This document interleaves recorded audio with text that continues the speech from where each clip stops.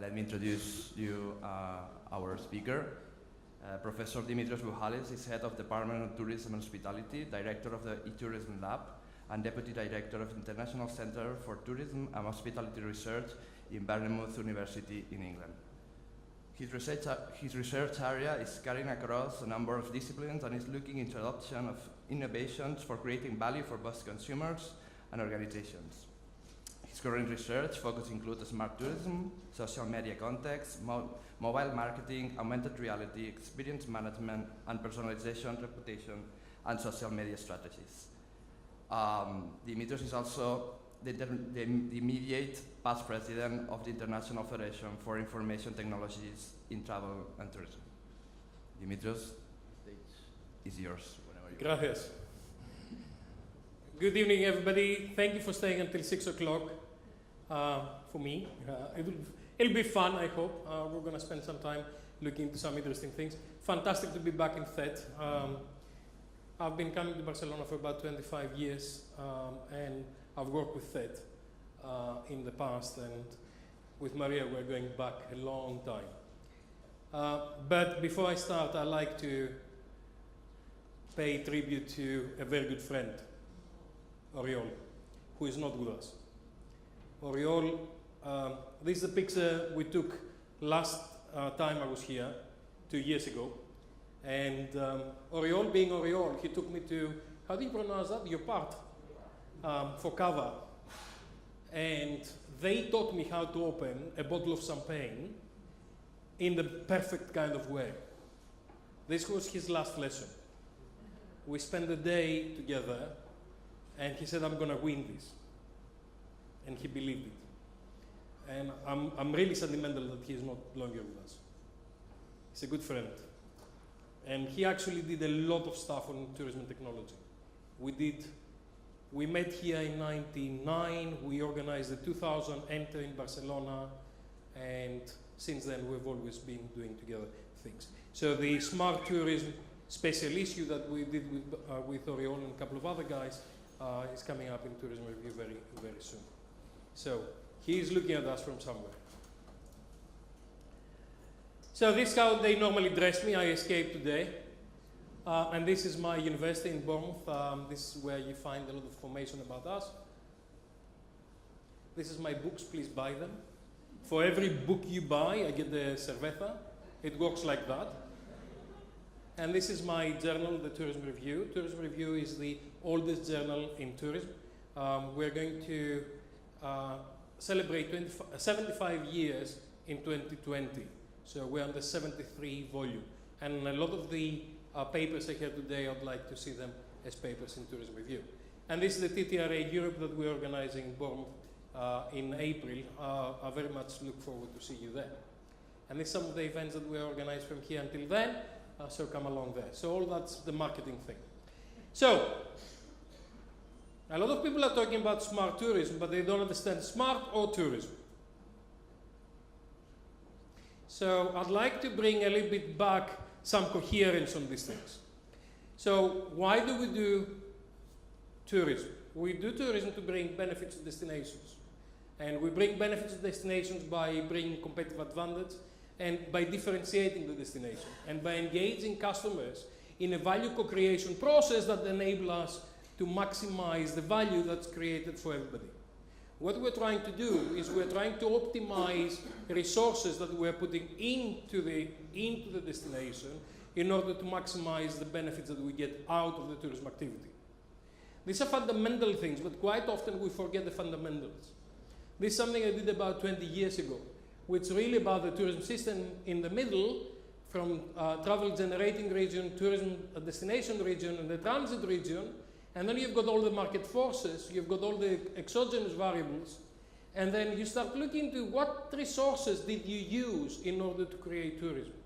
What investment, what people, what human capital, what kind of things, what environmental resources, what socio-cultural resources, what knowledge and things like that you got in, and what are the benefits and the value for the stakeholders? And we're saying at the time that you need to maximize the return on investment for the resources utilized. In a lot of tourism that we see around the world, we don't see return on investment, equitable return on investment utilized. And then this is a paper that's probably the most cited paper in tourism, that's in 2000, that says that all the stakeholders, they are trying to move this wheel in order to maximize their benefits. So this is the basic stuff that we need to understand before we talk about tourism and before we talk about smartness. And I'm an old guy. I've been around for 30 years. I've been coming here for 20. Time moves. I started like that with the Kodak. I used to be a photographer, so that's quite significant. And tourism information at the time was kind of that. It was very analog. You had the Lonely Planet, you had the Tourism Information Office, and you had a lot of paper in there. In a lot of places, it's still like that. That's my first computer, a Macintosh with no hard drive. And then I designed something that's called RESIRMIS, Regional Integrated Computer Information Reservation Management System. This is the first smart tourism system that's ever been designed in the world, and it's probably the basis for all the destination management systems around. And at the time, we're talking about 88, 89, most of you were not born, and I'm really jealous, but at that time, the only technology that we had as a network was GDSs, and we're trying to piggyback on GDSs. So that system that we call the YEO because it was in Greece, it started looking into the 6 A's, the attraction, accessibilities, amenities, available packages, and ancillary services, and trying to bring them all together in order to maximize the utilization of the inventory, how we manage destinations. And this is my attempt to develop a destination, a dynamic packaging system where you get different things and you match them dynamically, or you buy them as a package, or you create them through artificial intelligence, and all of that is creating a product down here, and then you are going to the destination, then there's a feedback loop. That is the publication in 93. So the research started in 89, it finished in 91, and this is the publication 93. Dynamic packaging 93, right? We didn't have the internet at the time. Why am I saying this? Because nothing is new. Okay, everything has been around for a long time. If you read this article, you realize that 25 years later, we haven't implemented the basic stuff. We keep going around talking about these things, but we haven't implemented it. I'm not going to use all the slides because I've got about 200 and I think you'd like to go home sometime tonight. But it's really about understanding how all of those things are coming together. We've had 40 years of evolution in technology. And there are a lot of things here that they've changed. 1990, the internet. 2005, Amazon. Does anybody remember living without a mobile phone? I got my first mobile phone when I was 30 years old. A lot of those things are quite new. This is the stuff I was using. I've made, does anybody remember the Kodak Instamatic with a little film? Unbelievable stuff.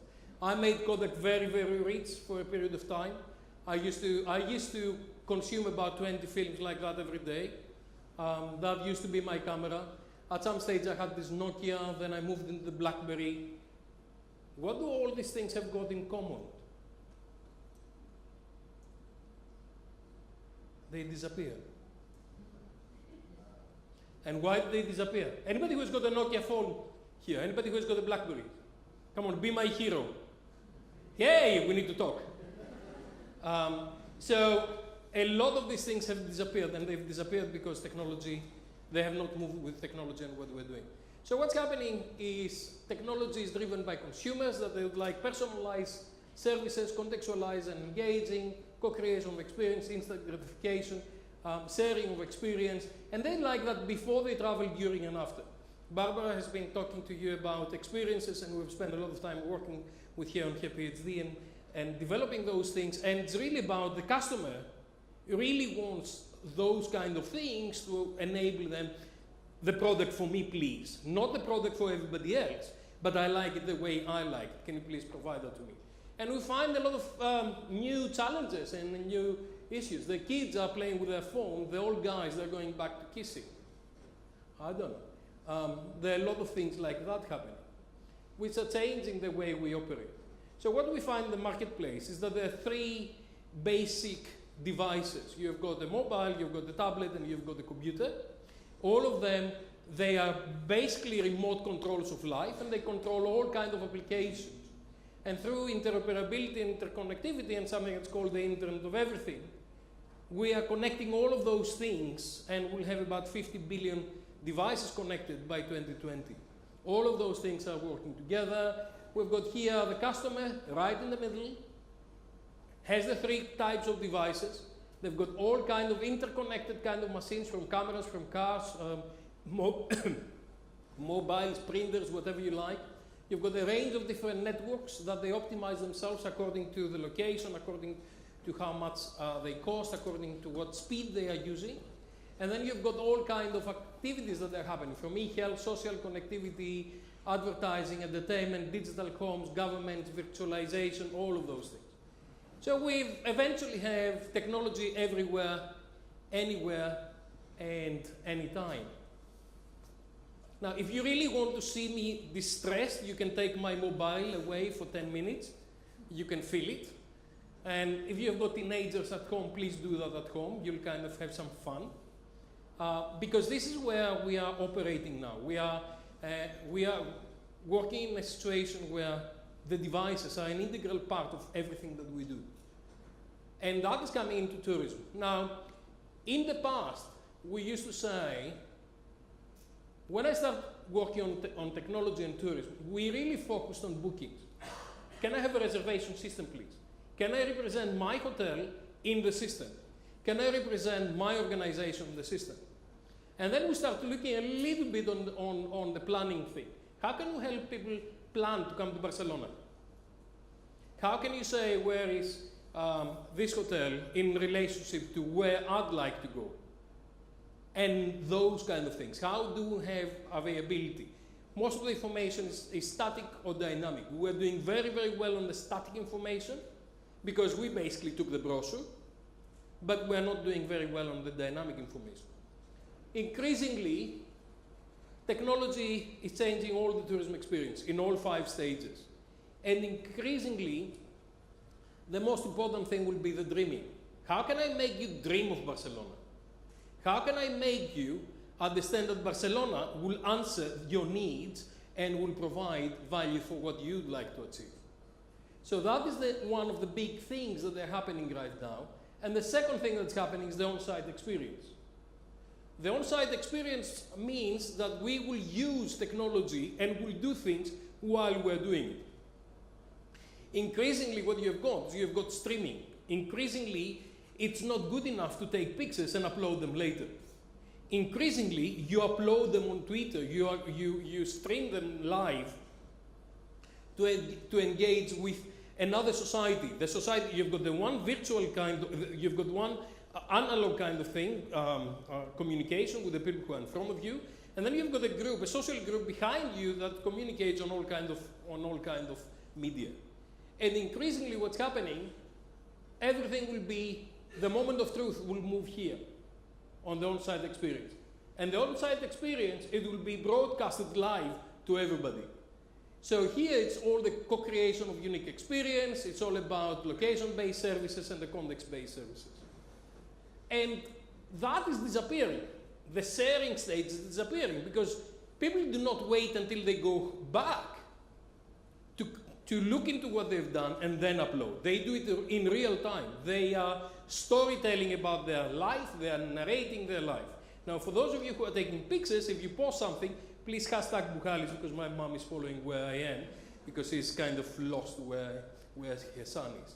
This is based on a PhD thesis that my colleague and friend did with me, John Fortis, which basically said this is the consumer behavior, and the consumer behavior is changing, because that little bit, we had need recognition, information search, pre-purchase evaluation, purchase, consumption, post-consumption, satisfaction, dissatisfaction. Very linear kind of way. Where we're going is to a situation where exchange is happening at every stage. So information is kind of being created and exchanged before, during, after. And all that information is being consumed and prosumed at the same time. The consumer is also creating that information and sharing this information. So, surprise, surprise, I arrive in Barcelona and I said, hey, I'm in this conference in Barcelona. A Greek friend of mine says, what are you doing in Barcelona? I'm in Barcelona too. Let's meet tonight. Apparently it's Bonjolet Nouveau tonight, the new wine. Did he lie to me? Anyway, he promised Bonjolet Nouveau. Apparently it's the third Thursday of November. Yeah. And by the way, Maria promised cerveza gratuita later on. Okay, don't forget that. That's really important. Now, when you look into what's happening in the world, and what we've actually done is, this is Bournemouth. So we've taken the analog old brochure, we turned it into beautiful design kind of new brochure, and then we put everything on the website. If you see what happened in terms of what we have put on the website, it's exactly the same format. Still alphabetically, still the same kind of, I'm not going to give you any recommendation because I'm not allowed, I'm a destination management organization, and I'm not going to do that. Now, Web 2 came up, and then you've got Instagram, Facebook, Instagram, whatever that is, and there's a little bit of interactivity there. But actually, what happens is that we still operate in silos. This is my area, please don't touch. This is your area, please don't touch. What the customer wants is a totally different thing. So when we start talking about smart tourism, should I play this video? Okay, let me play this video. I'll catch my breath and you'll see something so you'll understand when we are talking about smartness, what we're talking about. I hope the computer is going to operate at this stage and we're going to do the nice thing. Here you go.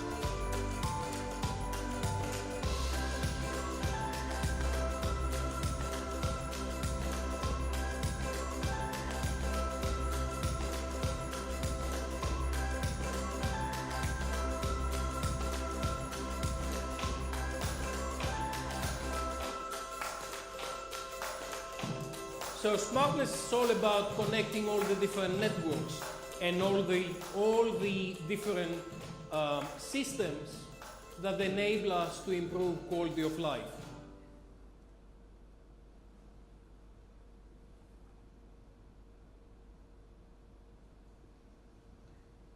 Because a lot of people are talking about smartness in a way that they are talking about technology. Smartness is not evolution. Smartness is revolution. It's revolutionary technology and it's disruption. That is absolutely critical. It disrupts industries. It will change how we do things. It's not about evolution. It's not about doing the things that we're doing better. It's doing new things in different ways. Steve Jobs says the ones who are crazy enough to think that they'll change the world are the ones who actually do. And those of you who are here, I hope that you are very much going to be able to do that.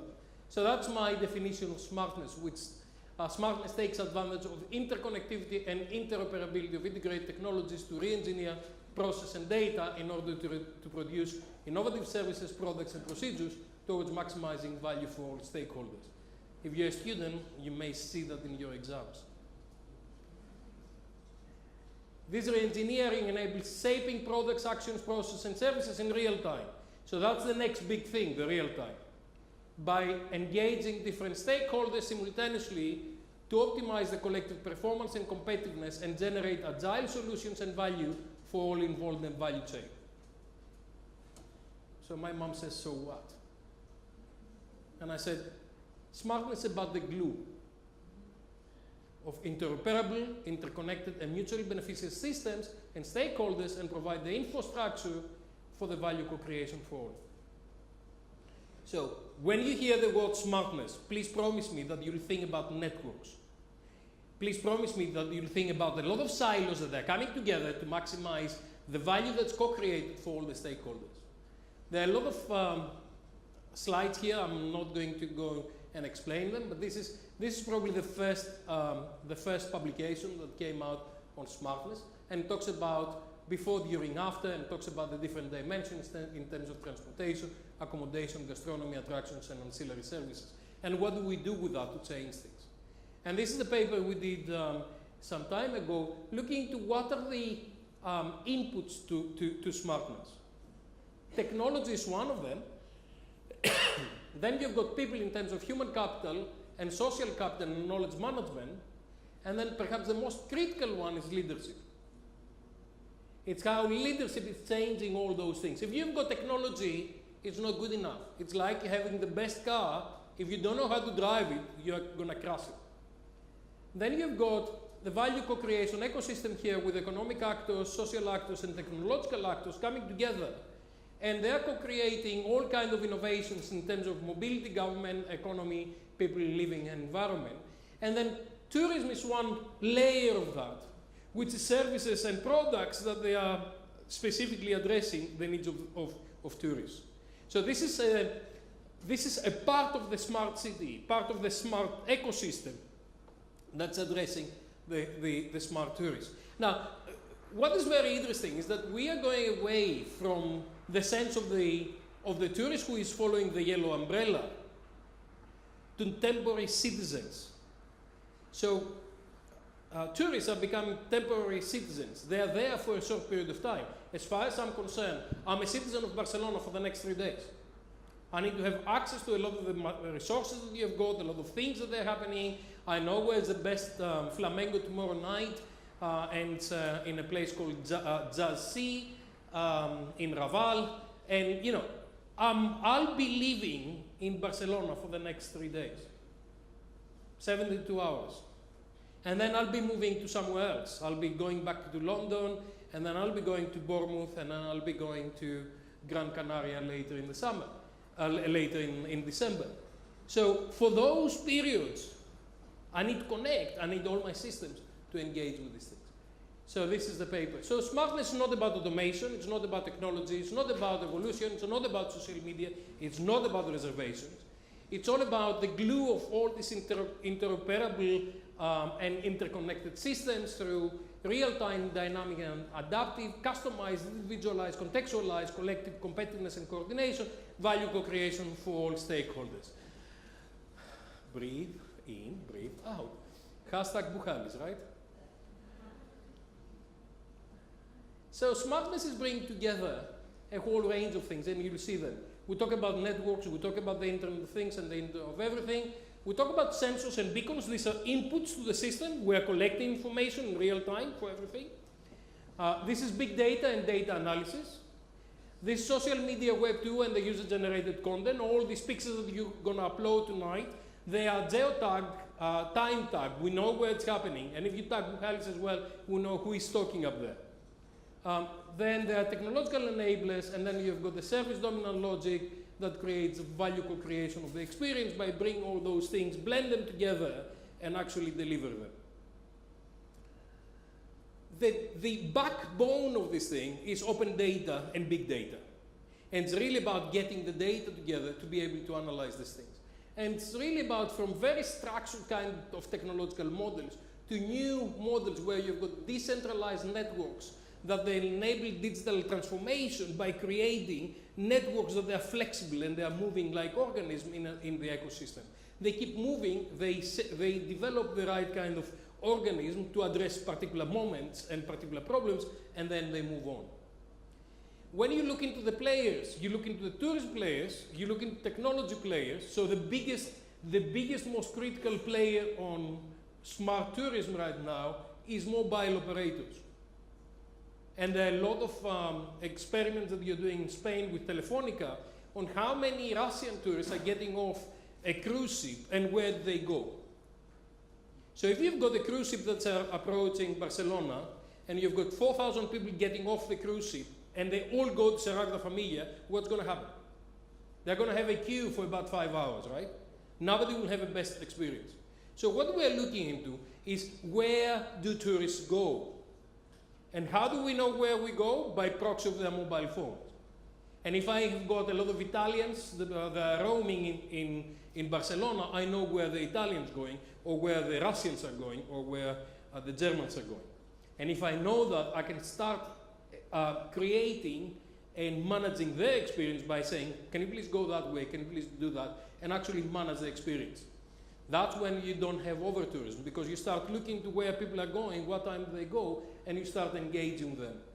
And then you've got all kinds of government, police, destination management, business improvement districts, utility service providers, and things like that. 2 or 3 years ago, I went to Benidorm, and I went to the police station. And I said, can I see your control room, please? And okay, I was going with some people that they knew people, and they said, yeah, okay, show him.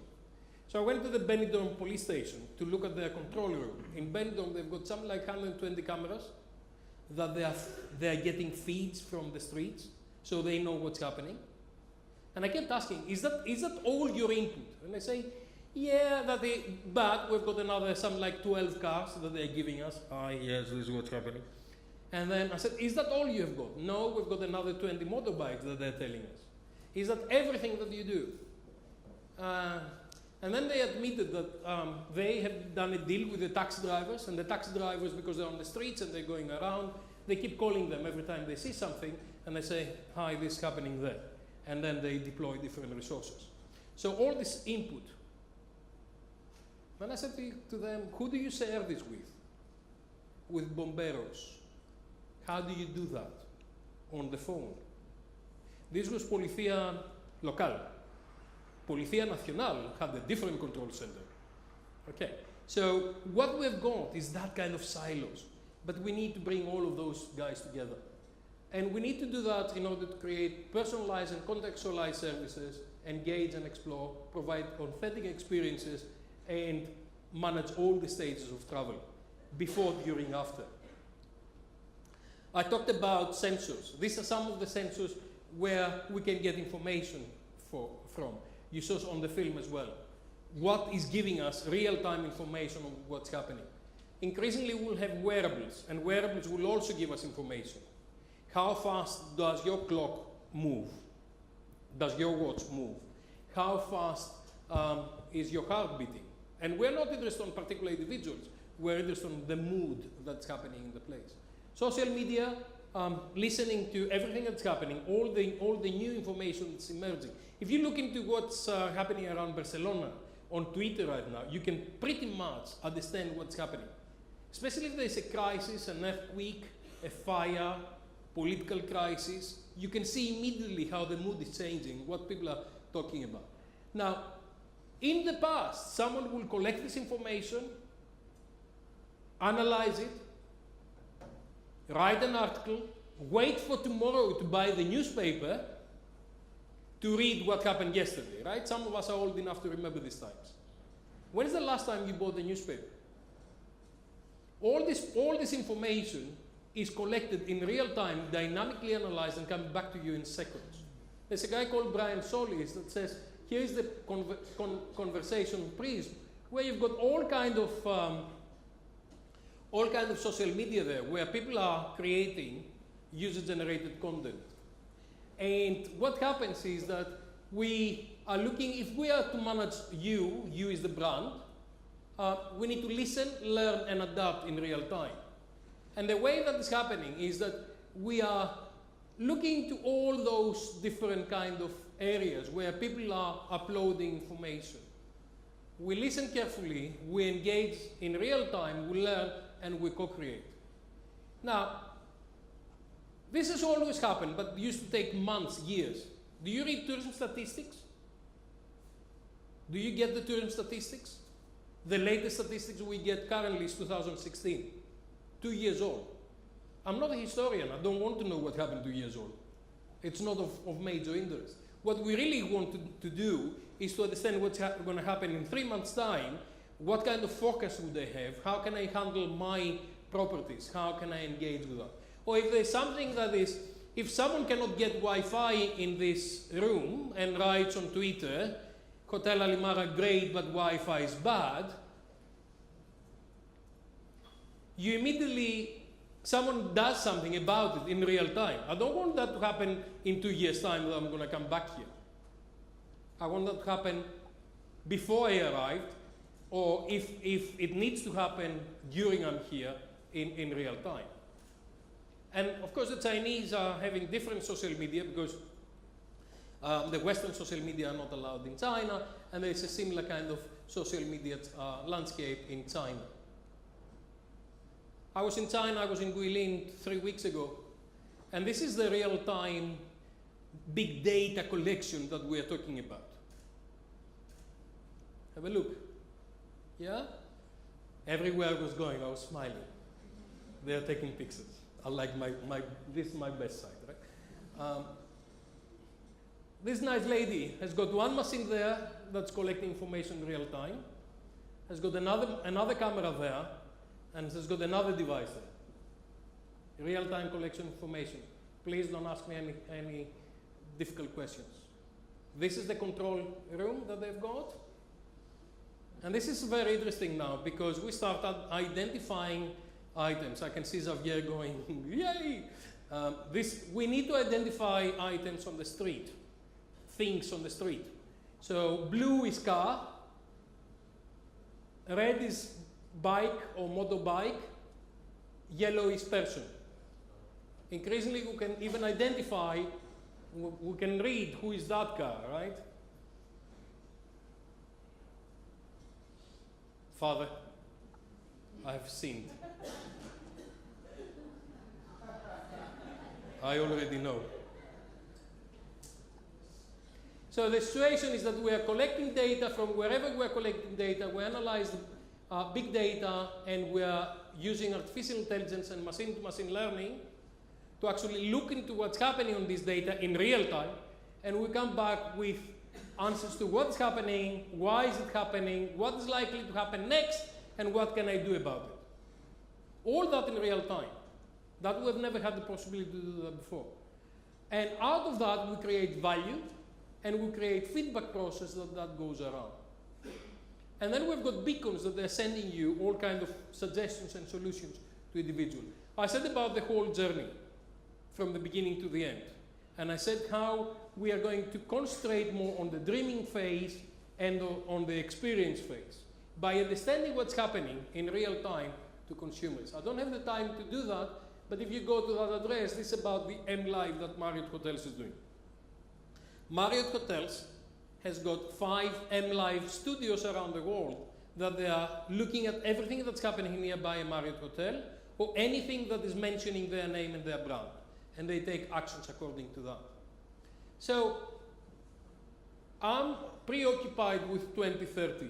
2030 is not that far away. It's about 12 years away. Are we prepared for 2030?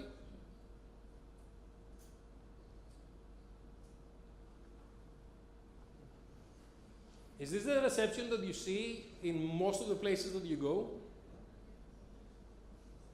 Do they ask you to fill up the form of the information that you have given them? Do they care about you? We are constantly going to the future by looking to the past. This is what I was doing it for the last 10 years. Yes, I know. I'm talking from experience. 20 years ago, that's why we're doing it. And I've got to tell you that most of the professors around the world, they're doing exactly the same thing. They are talking from experience. And they're sleepwalking to disaster. You remember Kodak? You remember BlackBerry?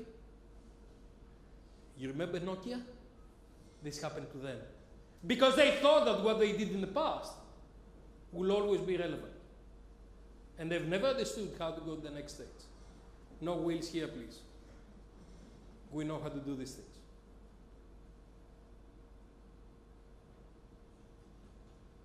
Who wants change? Who wants to change? Who wants to lead change? Yeah? People don't like change. And they're comfortable in the things that they know. We're going to a situation that we don't know where we're going. You know, people are coming to me and say, what's going to happen in 10 years' time? I say, I have no idea. I can tell you where we're going. So intelligence is the ability to change and to adapt to change. And it's all about innovations and how you do innovations. I don't have the time to do these things, but I'm very tempted to show you this video because this is artificial intelligence and how machine is speaking to person. I'll show you and then I'll shut up. I've got another 3 hours of presentation, but I'm not going to do it. And I really want you to look at how the machine, how the human is doing more mistakes than the machine. Because this is really interesting. Let's see if it's going to play.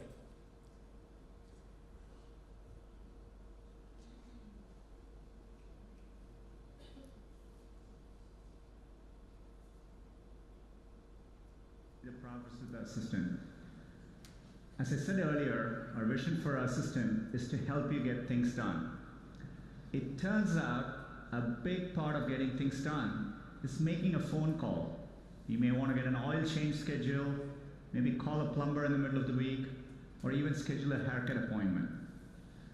You know, we are working hard to help users through those moments. We want to connect users to businesses in a good way.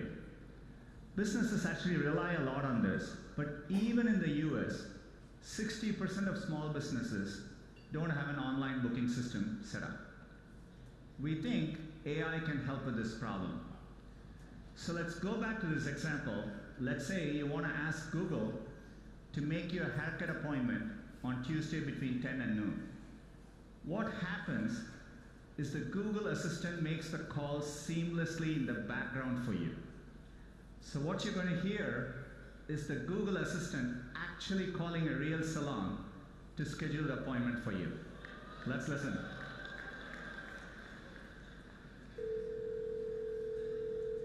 How can I help you? Hi, I'm calling to book a women's haircut for a client. I'm looking for something on May 3rd. Sure, give me 1 second. Sure, what time are you looking for around? At 12 p.m. We do not have a 12 p.m. available. The closest we have to that is a 1:15. Do you have anything between 10 a.m. and 12 p.m.? Depending on what service she would like. What service is she looking for? Just a woman's haircut for now. Okay, we have at 10 o'clock. 10 a.m. is fine. Okay, what's her first name? The first name is Lisa. Okay, perfect. So I will see Lisa at 10 o'clock on May 3rd. Okay, great. Thanks. Great. Have a great day. Bye.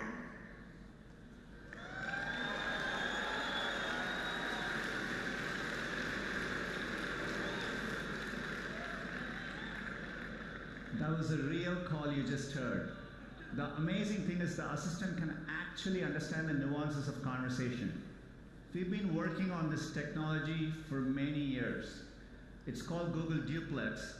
It brings together all our investments over the years in natural language understanding, deep learning, text-to-speech. By the way, when we are done, the assistant can give you a confirmation notification saying your appointment has been taken care of. Let me give you another example. Let's say you want to call a restaurant, but maybe it's a small restaurant which is not easily available to book online. The call actually goes a bit differently than expected. So take a listen.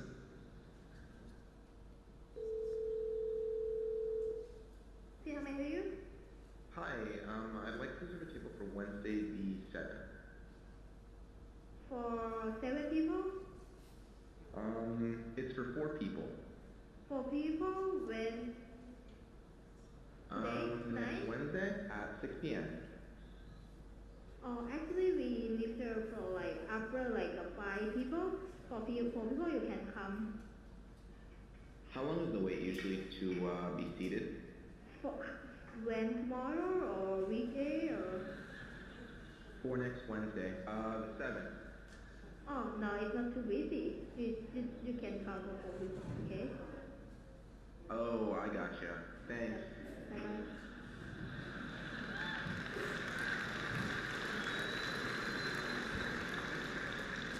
Again, that was a real call. We have many.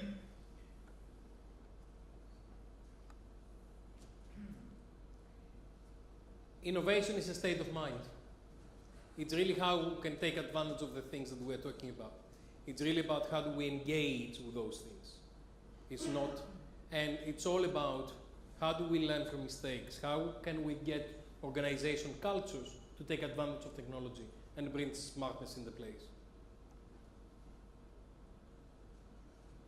Now, I've got the dilemma of going through lots of more slides or to stop here, and I'll make a very democratic decision of skipping a lot of things and show you some of the things that I think they're gonna bring us the future.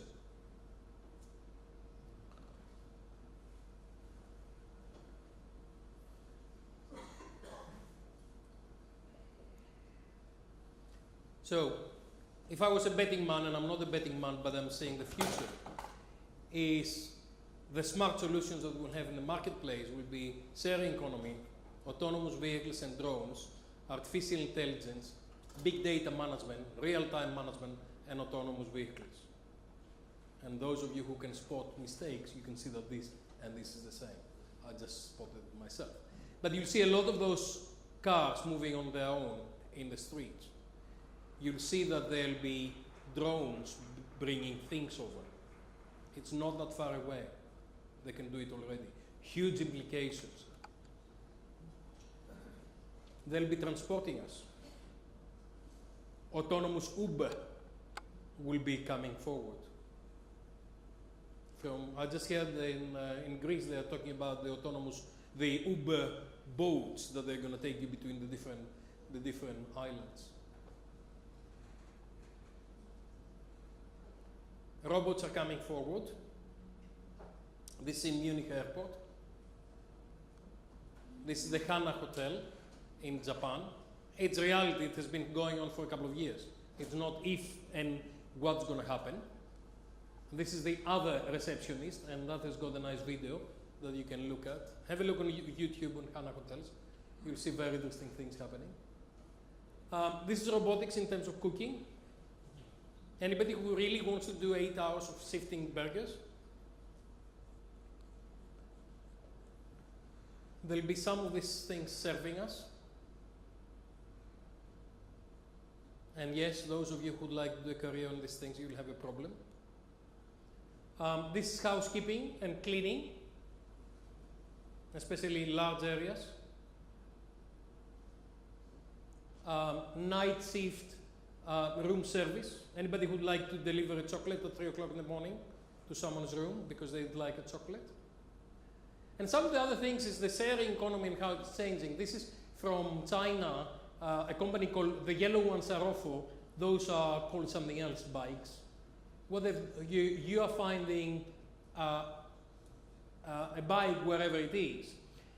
The interesting thing, which is different to what you have got in Barcelona, is that you take a bike from wherever you find the bike, and you return the bike wherever you like to return the bike. So you're not going to the station to leave the bike. You leave it wherever it is. That's revolutionary because it's changing all kinds of things. And the bike is a very smart bike that has got all kinds of features that will enable that. Now, when I saw these things, a lot of my Chinese friends say, but it's not all good because there is a lot of bikes that are lost somewhere there. The other thing is all about what's going to happen with cars. Do we really going to own a car, or are we going to share a car? And how we're going to do that through car clubs, where you're going to go in the corner, pick up a car and go, and you'll pick up the car that fits on your situation at that particular moment. Cars will become very, very smart. You've got all kinds of detectors, all kinds of sensors around. They'll be communicating with the area, and they'll communicating with other cars, and they'll engage in conversation between cars. Be careful down the line, there's an accident, or be careful because there's water on the street, or whatever. All the objects will be communicating with each other and with their environment. This is the autonomous vehicle ecosystem that's emerging what's going to happen in tourism.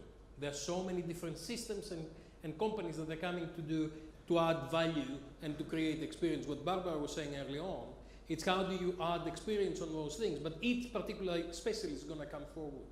It's going to change the way we travel. We'll travel like that.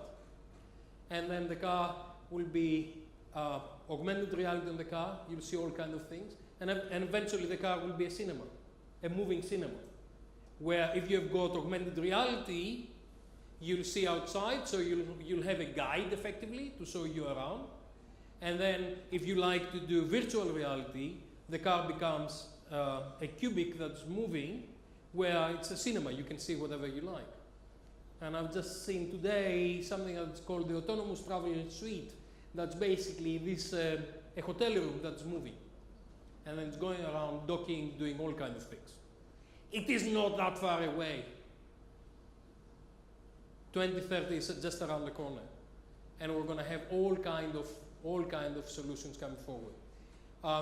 This is Zori and this is Sivana when they're doing their PhD about augmented reality and what we see and how we manage these things and all the information that's coming through and how we are changing the way we see these things. And all of those things will be coming forward. Now, I'd like to finish by saying that smartness is not about technology. It's all about agility and value co-creation.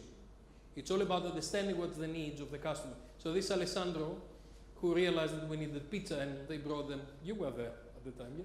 So he delivered pizza. This will be the virtual Alessandro that's going to be bringing pizza. And this is the most smart thing that has ever happened to me in China. I was in Hangzhou a couple of years back, and the chambermaid said, "Dear Professor Buhalis, that you'll want to speak tomorrow in order to better protect your throat is that I specially prepared for you a candy." This is the smartest thing that has happened to me. This is mama kind of level smartness, right? How did she find out I was there for the conference? That was not that easy, that difficult. But she took initiative and said, I know what you're here for, and I'll give you something individualized, contextualized for tomorrow when you're going to have that. This is smart. You can use technology to do that, but technology alone doesn't do that. So the survival of the fittest, those who run and understand those things will survive, and those who have vision. come to the conference, send a paper to Tourism Review, come to some of our events. Thank you very much. Gracias.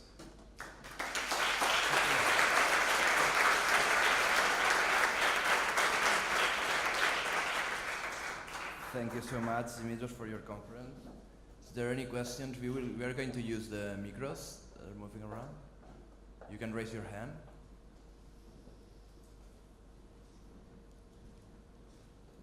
No questions? Anybody scared? Yeah, you're scared. Scary stuff. It's change. We've never been. It's uncharted waters. We've never been there. We don't know how to do it. Yeah. And we've always, we're looking at the back. Well, if there is another question, I have one question for you. How you start changing this paradigm of changing the point of view of focusing on the past and start walking without watching it? Because Okay. it's like... It has changed already. There are a lot of us who live that kind of world. And there are a lot of organizations who are co-creating experience based on that. So, and actually those of you who are using Google already experience some of these features. Because Google knows where you are, they knows what you're looking at, and they kind of have predictive technologies to understand what you need before you need it. We are the last generation that will ever be lost. I was in Thailand last summer. I just saw a nice market. I clicked here and I said to my guy, take me back here. He said, where do you like me to take you? I said, I have no idea. Where I clicked on this place, because I geotagged that place, that was the place I like to be. You go to places like Korea and you cannot read anything, but you know where you're going, and the system understands what you're doing. So a lot of businesses, a lot of organizations, a lot of destinations are doing these things. And Barcelona is quite smart on a lot of those things. What we are not very good at doing yet is connecting all the systems. And where we are going is connecting all the systems and understanding the customer better. It's kind of like having a virtual concierge, someone who really cares about you and is with you and picking up information all the time. So it says, okay, I know that you've got a preference or a limitation or whatever. You have a gluten-free diet, for example, right? I'm going to pick up out of those, how many restaurants have we got in Barcelona? 3,000? I'll pick up the 50 restaurants that they have sorted out gluten-free diets. So immediately I'm going to make your life easier, because we say, okay, we know where you are, that's the thing. Mm-hmm. And then proactively, when you book a ticket and the ticket says I'm going to Rome, then immediately the system goes out at that particular moment and proactively brings the information back and says, oh, you're a gluten-free diet and you're going to Rome, here is a specialized guide for you that these people can manage with your experience. Or you are going to Rome for a business meeting and you've got 6 hours. Let me optimize the time and give you value for time for 6 hours. It doesn't matter. If you pick up any brochure, if you look online, all the information is quite there. But you're going February, 12th of February, and you've got 6 hours. And I know that because I know your agenda and I know the time that you're leaving. So what I'm going to do is I'm going to optimize your experience for value for time, 6 hours in Rome, 12th of February. I'll know 3 days in advance what's going to be the weather like on that day. And I'm going to optimize that based on the weather that's going to... And I know what you like and you don't like. I know that you're spending all your life in museums, and I know that you've been 3 times in that museum and you haven't been to that one. Mm-hmm. This is where we're going. We're going to a situation where we'll have the optimization for value and money, and we'll have all kind of experience coming together to be managed with systems proactively. Because up to now, if I really want to do that, I can spend a lot of time doing that, looking into information. Xavier was saying that earlier. You're looking into a lot of information, but you don't care about a lot of the information that's out there, because you've got 6 hours on the 12th of February. The rest is irrelevant. The fact that it's a concert on the 14th, it's unfortunate. So it's that kind of thing that we are going to individualization, contextualization. I didn't have the time to show you a lot of the papers that were looking at that, but have a look on buhalis.com. You find all the papers that explain those things in more detail.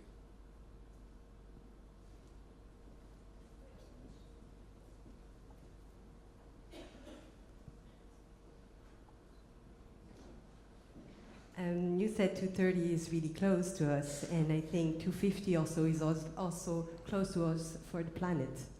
And do you think smartness can help reach sustainable tourism, and how, according to you?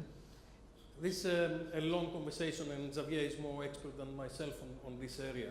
And there's little research that has happened on technology and sustainability. But, and I'm a pro-technology, I'm an evangelist of technology. So if people understand what is the sustainability issues, they hopefully going to have a better attitude to it. On top of that, technology will regulate some of the things. For example, would you be able to drive faster than the speed limit? Probably not. So a lot of the behavior will be monitored, or they'll be kind of, it will be kind of regulated through technology. But I'm much more into, how many people thought, I'm going to do the Xavier moment now, how many people thought that buying that and drinking water because they need water is a bad thing?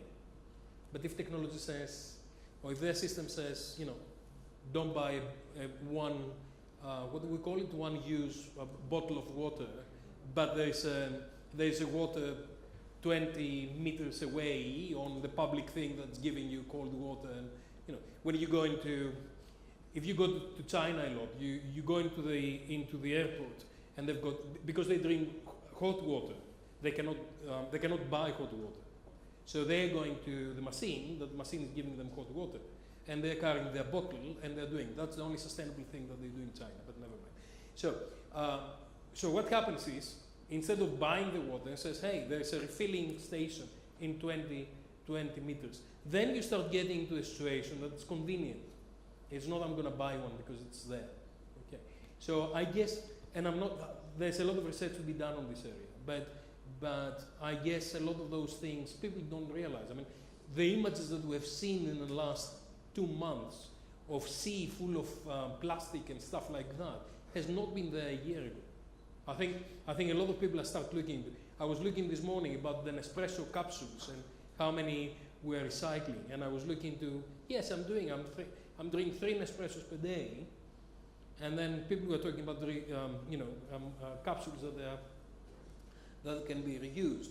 It never crossed my mind until this morning, because it came to me through the system.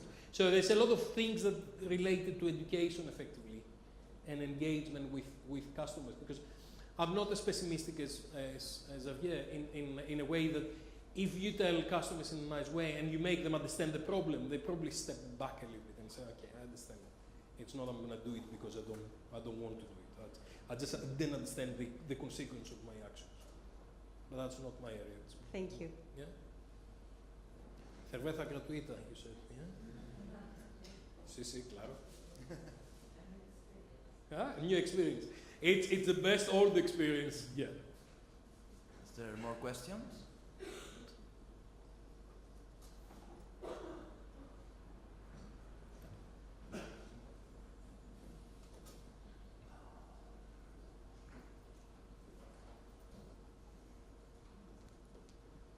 Hi.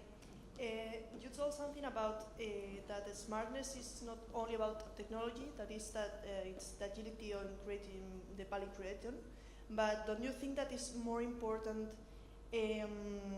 being able to detect the problem that we have and focusing on it before creating this value? Yeah, absolutely. And this is the human contribution to things. Humans are all about empathy. I don't know of anybody who really wants to fry burgers all day long.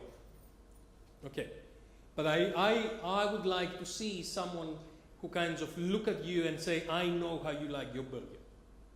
And you like it more spicy, or have a conversation and say, can I make it better for you? Do you want peppers on top, or do you want cheese on top, or that kind of stuff? It's it's really about understanding the needs before the customers tell you the needs, or the actors, what Barbara was saying about the actors. And in actual fact, quite often we're telling the needs. So you're saying to people, I need electricity and I need Wi-Fi. In a conference room, I take that for granted. If you don't have that, that's a problem, right? But every single person who is coming here needs that. So what do you do about it? And how do you proactively find the information? And how do you proactively engage with the customer to add the value? That's the thing, yeah.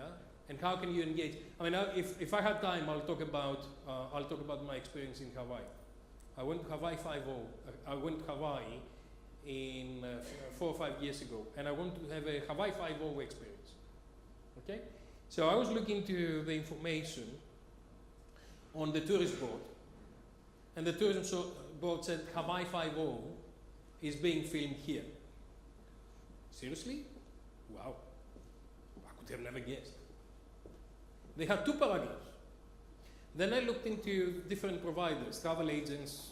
Travel agents, they were doing a tour of the 6 places where they featured at some stage. Then I was looking at hotels, and they say they've got a Hawaii 5-0 cocktail. It was a blue curacao with a couple of other things. Exciting. What I want to do is I want to be part of the Hawaii 5-0. You remember, I'm there for 2 weeks, and I'm a temporary citizen of Hawaii, and not only that, but I like to be on Hawaii 5-0. What do? I book the Hilton Hotel, because I know that they are sponsors, so if there's anything happening, it will happen at the Hilton. I got the Hilton, I called my friends, I said, who do we know in the Oahu Hilton? And I said, the Vice President Marketing. I said, what's your name? So I'm calling this lady, and I said, where is the Hawaii 5-0 happening? I said, you're a sponsor, right?